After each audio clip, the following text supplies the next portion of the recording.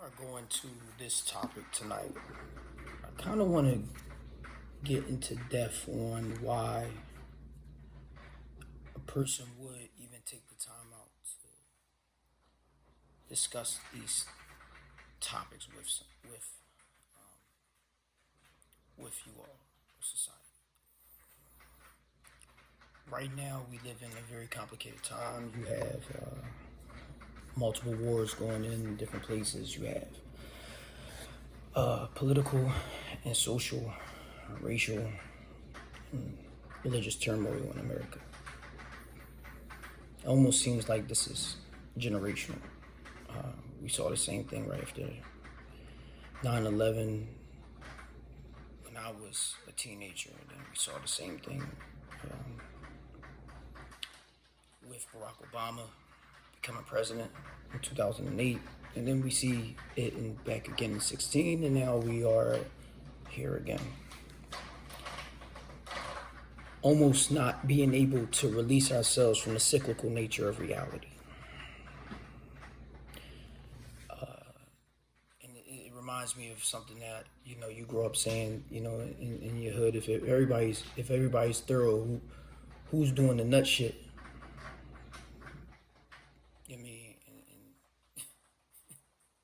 Niggas out here being thorough nuts, truthfully. So, with that being said, it is time for us to be adults in the room. It's time for us as Americans, as also the minorities that are in this society, but just in this world. It's time for us to be able to not only protect ourselves, but to pull each other up and to make each other better, not bring each other down. That's what we did. I like to believe that I always tried to do that in my lifetime. I know that, there's going to be stories of that not happening, and I wouldn't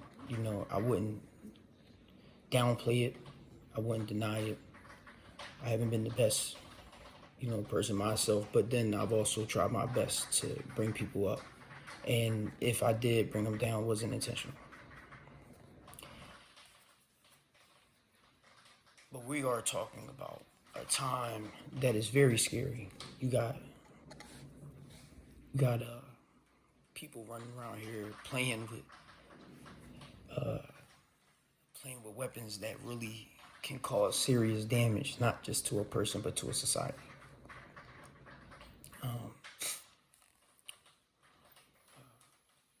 We are funding wars against a person or a country that has more nuclear weapons, more nuclear weapons than people got money in the bank.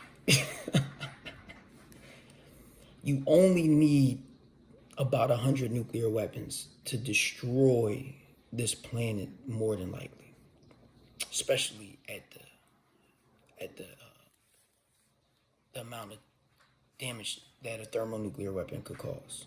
And obviously, Russia has the Tsar bomb, which is the largest nuclear weapon ever tested. But let's not go into international politics right now. Let's talk about America. Let's clean our own house first. So here you are, Miss America. Our founding fathers have structured it for us to have three parts of a government. We have an executive branch, we have a legislative branch, and then we have a judicial branch. They're separated on purpose. There was supposed to be a balance of power. And with that balance of power, if you look at the founding fathers that actually were instrumental in signing the Constitution, you will see that the founding fathers had a plan for us. Now, regardless on how you feel about Masonry, I will tell you that the Freemasons are very intelligent, and they understand human nature. They understand natural laws and the laws that govern this reality. They also understand that reality itself is a governing system. But the human nature part of it does play a part. There's so many different quotes. You have Jefferson talking about banking systems. You have George Washington talking about the war system, which if you really look at it, it coincides with each other. I want to talk about the political system, and I want to talk about the polarization in it. As an engineer that I am, I understand what polarization is in the physical context. You have your physical, waves that are polarized in your y and what x-axis, almost like a light and magnetism waves. So you have some east and west, this way, and you have some north and south. Never touching each other, never coinciding with each other. That's what you see now with humans, Americans in our country. You have a political system of complete turmoil. If you ever looked at The Ballad of the Bullet by Malcolm X, he talks about it. And he tried 70 years ago for us to wake up.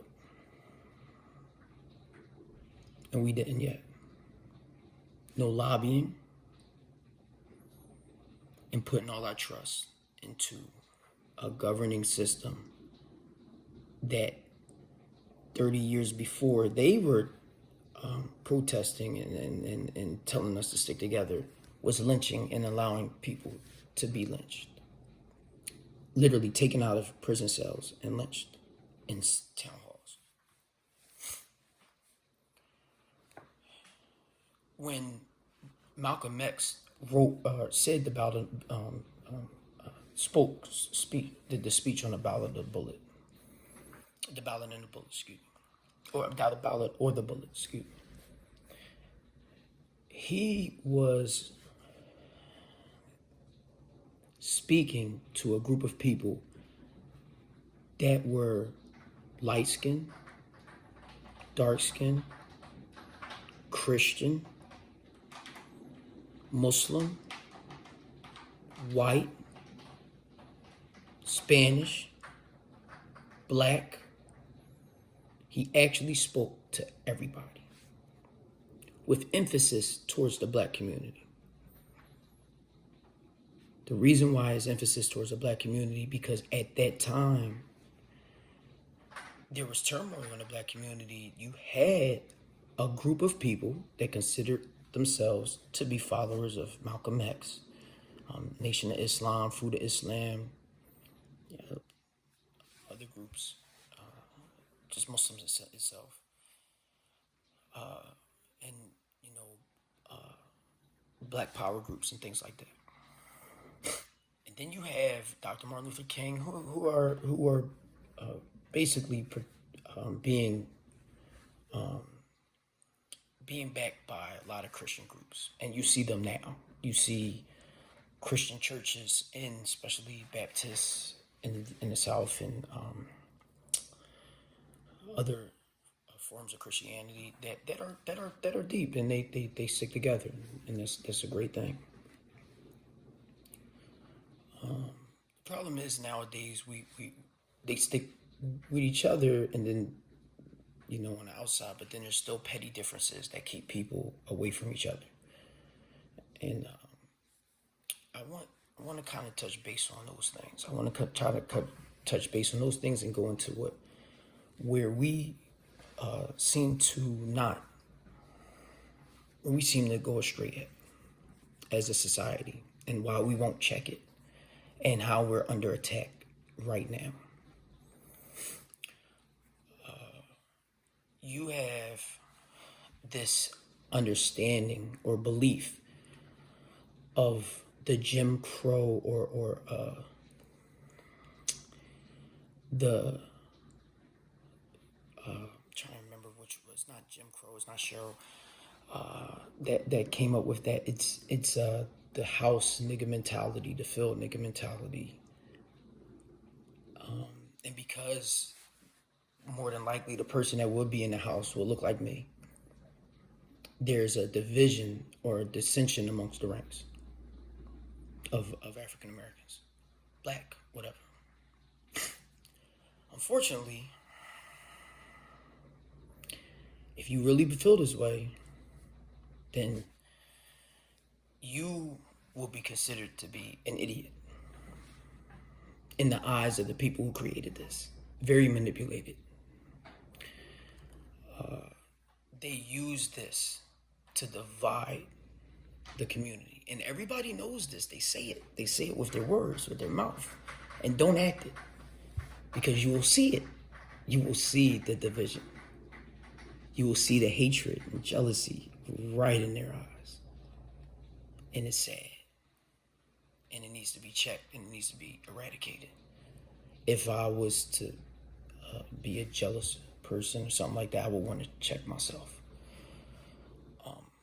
This is a easy tactic. This is for preschoolers. This is sandbox stuff. Very, very easy and silly and very silly. Taking something so completely futile and using it to separate some group of people that are still slaves. It's silly as heck, and I don't understand that. Would you let somebody come into your house and say, well, I want to take the women over here, the men over here, and the light skin and dark skin over here? No, that's my cousin right there. That's my wife right there. No, you wouldn't do that. Well, why would you do that in your community? Why would you allow a person to do that in your community? And you're allowing a bigot to do that. A bigot. And that's simple stuff. That's the easiest one to be able to point out. That's the easiest one to be able to point out. And it's very, very old. This divide and conquer tactic is very old. Beyond just slavery days, we're talking about a normal tactic that was discussed for thousands of years. The divide and conquer, the house divided cannot stand, guaranteed. That has to be checked in our communities. That's just who doesn't look like you, which is unbelievably sad. But there's even harder things. You have a discrimination amongst each other of other aspects, social aspects, of intellectual aspects, of monetary aspects that are guaranteed going to split us up. Guaranteed. And the only people creating these things is them, and the only people perpetuating them is you. You. Only people creating them is bigots. They're dropping the seeds right into the community. The same way they drop the guns into the community, the same way they drop the drugs into the community, the same way they drop the law into the community. This is just a normal tactic. Next, politics. Now let's go to religion. Let's do that first. Religion.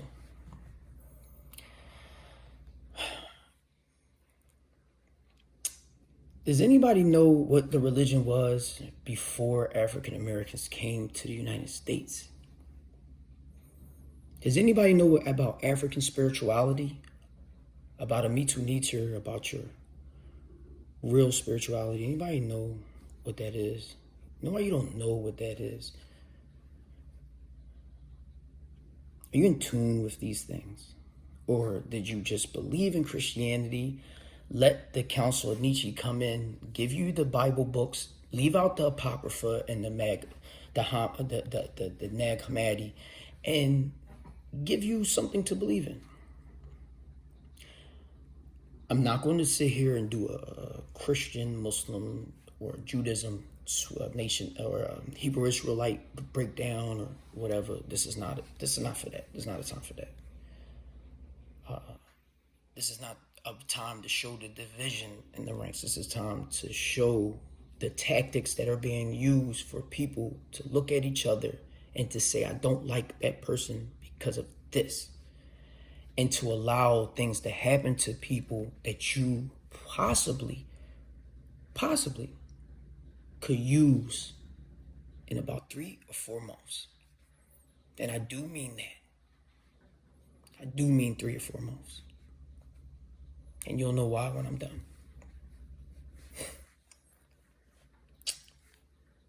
The religion is the same way of the divide and conquer. May not be as easy or as preschool as the what you look like, but when I tell you that this is a very, very easy tactic, and it was used many times in history. World War II, Adolf Hitler used this against the Jews for political, social, and monetary reasons. He made sure he took all the businesses from the Jews. A complete tactic before he started killing them off.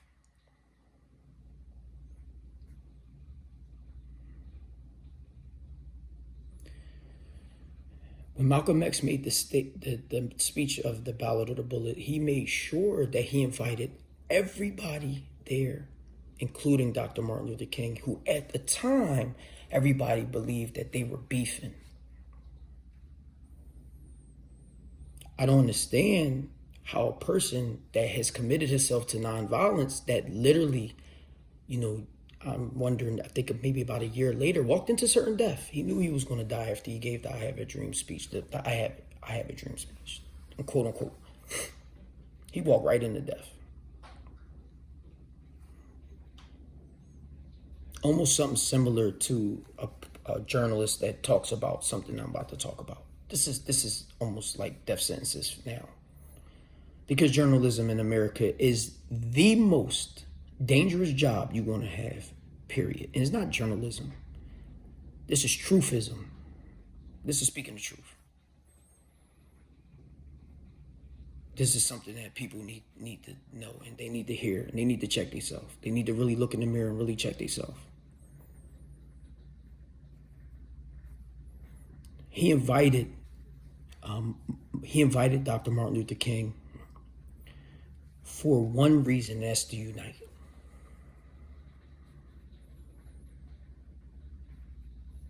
That's to unite. That's to leave the petty differences aside and to unite. And you have people that have made this call nowadays, and then you're watching our community be stripped right from the top down.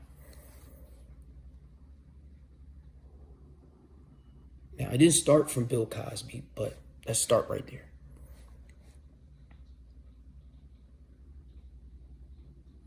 Then going to what? I don't know. R. Kelly, Diddy, things like that. Nipsey Hussle. You're watching us hurt us, and the hit is being put out by them. Why? Because these people have a power structure. They have followers, they have money, they can really unite people, and that's a threat to them. And I mean, it's declassified, so if you don't believe that the FBI, CIA, and these people infiltrated our communities and these systems like the Black Panther Party, like the Nation of Islam, like Dr. Martin Luther King's civil rights movement, then you don't read. You don't read as an African American. And yeah, it's okay.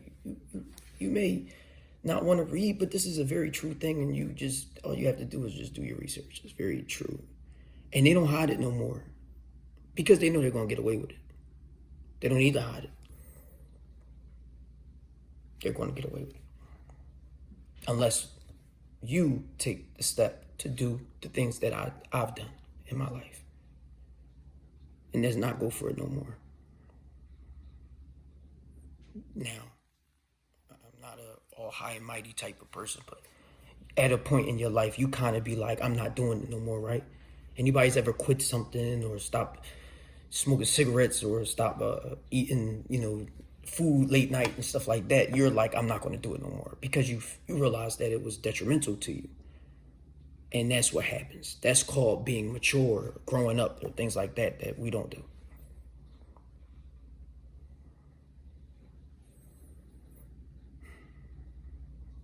Politics. Politics. There's a reason why Malcolm X named his speech the ballot or the bullet.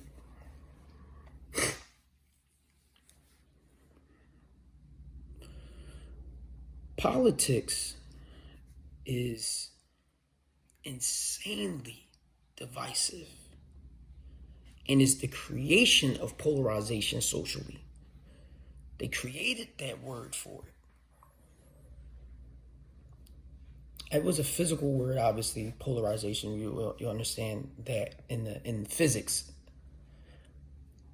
But to take something from physics, from a physical construct, and put it to social construct will show you that is very influential and powerful and is very decisive.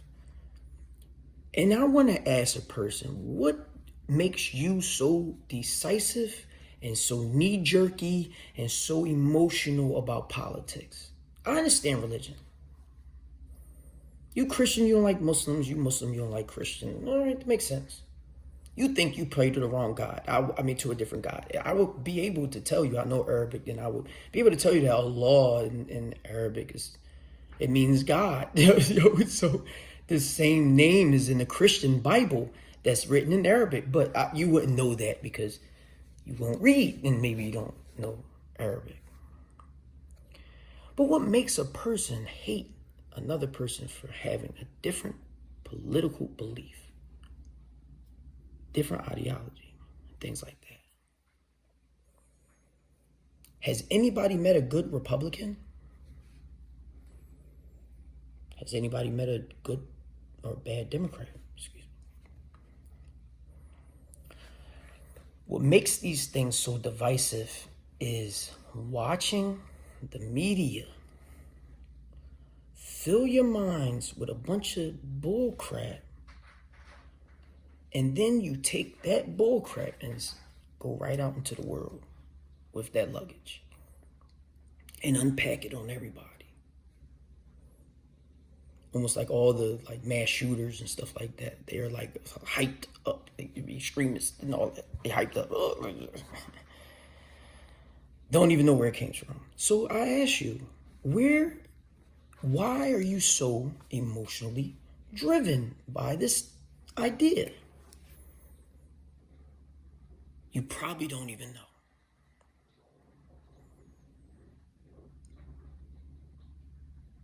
Now, there's some game I'm gonna give y'all for free right now.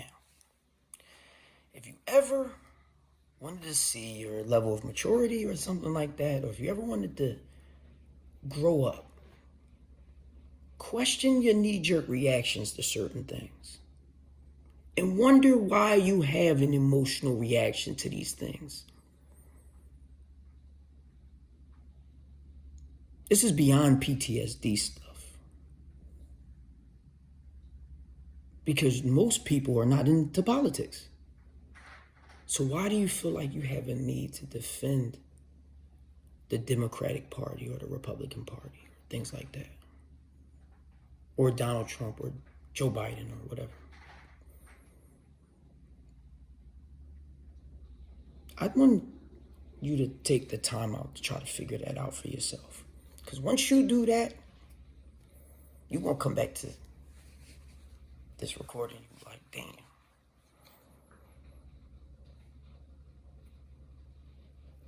I wouldn't trust Donald Trump to park my car, to walk up the street and get me the correct things I put on a shopping list. I wouldn't trust him to do any of those things, and people trust him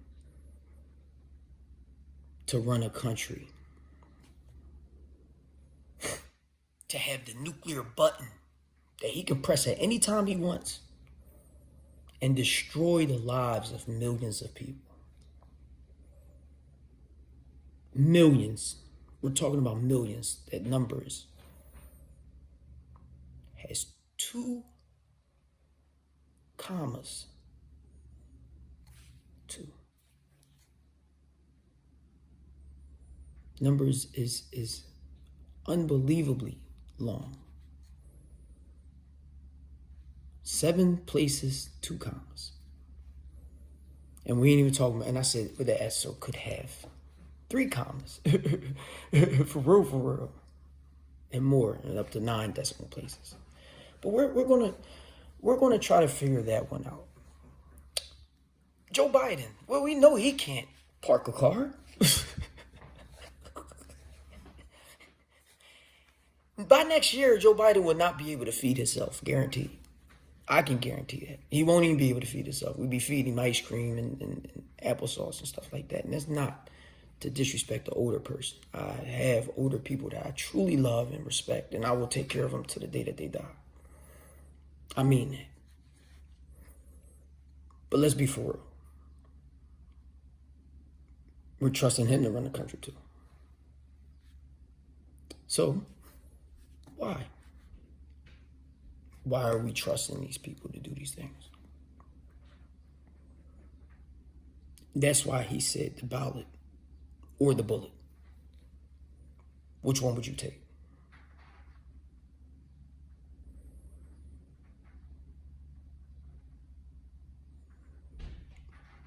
Politics woke up something in our country. It woke up a new civil rights movement and understanding that we have never put the creation of this country into context. And until we're able to do that, we're going to keep coming back into the cyclical nature of it, of a civil rights movement, of a rights-taking movement, of a you can't have an abortion movement, or you can't vote if you're a felon movement, or all these different movements of stripping people from just regular rights. Whole time, more than likely, your vote may not even count.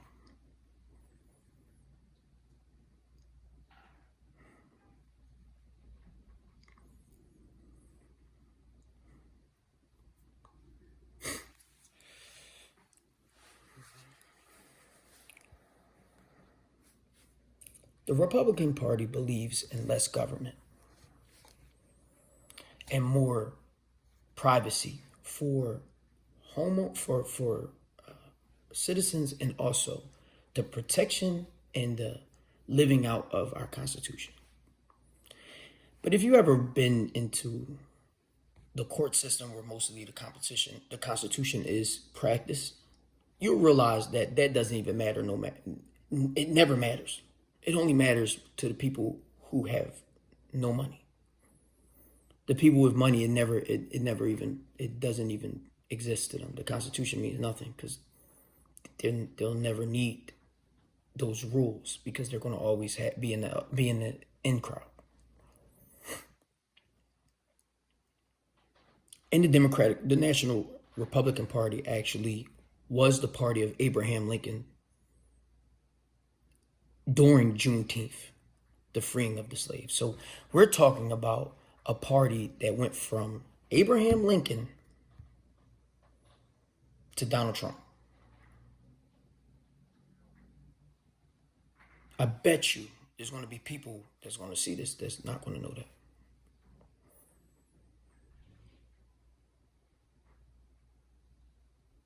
Now, the Democratic Party, on the other hand, had some of the most racist and divisive presidents in history. Some of the best. We will say Johnson, who created the Social Security and the welfare system. I don't care what people think about that. He's the only one that tried to save people from starving and helped older people still live out a good life at the end. And I'm okay with paying taxes and everything for Social Security and all that. So I respect that. He took money from people who were making it and tried to give it to people who couldn't make it. And I respect that because that's what Jesus did. And anybody with some compassion in their heart would do. You see somebody struggling to hold the door, you're going to open it for them or you're going to close it in their face? What type of person are you then? What type of person is going to be the one that's going to do that? So, I mean, I'm not saying that there's not people that will do that, but I believe that there's most people that are going to say, oh my God, let me grab that for you. And that's kind of the analogy of those type of things. If the person's just starving, hungry, and you just see, you're going to be like, oh no, I can't let this happen in front of my face. I'm going to feed this person. And that's what Johnson did. And he went from there to Kennedy. And now we have, and to Barack Obama, excuse me, which is extremely important. Because I'm going to get to that. But now we have Joe Biden. Who, again, guaranteed,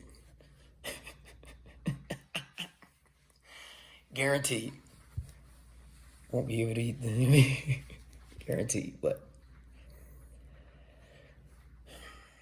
So, it woke up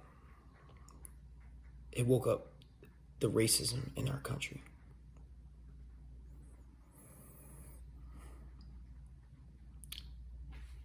Barack Obama, when he was elected in 2008, excuse me, he was elected by almost a landslide. Why? The demographics of our country is probably minorities about 25, and I'm guessing the engineer I am, I would just guess, probably about 25% minority, maybe even less than that, but about 25% minority. So let's just say. But he won in a landslide, so he probably took about 60% of that. So we're talking about him. Let's just say he get all the minority votes. But then he got another 35% of non-minorities. So we're just talking about white people. Why is that? A president that supposedly wasn't born here and that was Muslim. But that shows something.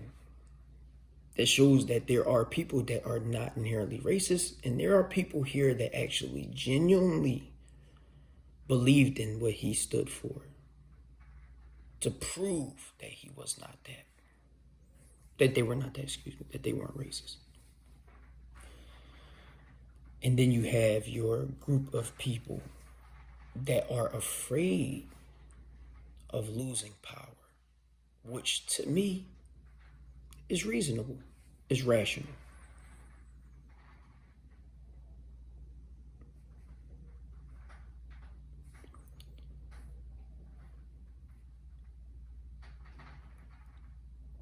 I don't blame them for not being afraid of losing power. I blame a person from letting that fear turn to